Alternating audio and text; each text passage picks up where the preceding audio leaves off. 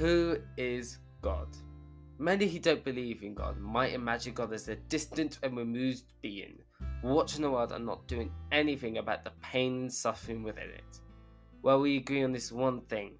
I don't believe in that God either. But I truly ask you, have you considered what Easter's about? It's the story of how God came down as a human and chose to experience human suffering.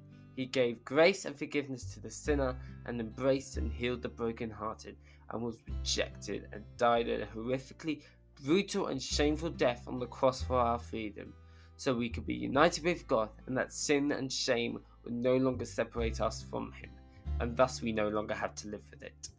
That's not all this incredible story has to offer.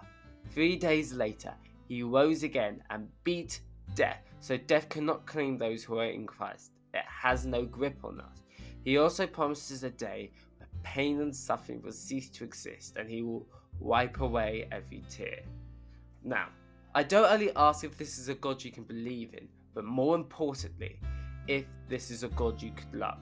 Not a distant and removed God watching the pain and suffering and doing nothing about it, but a God who experienced human suffering voluntarily out of love that is so unexplainable that you can't help but praise His name. Who is God? There seems to me only one answer. God is love.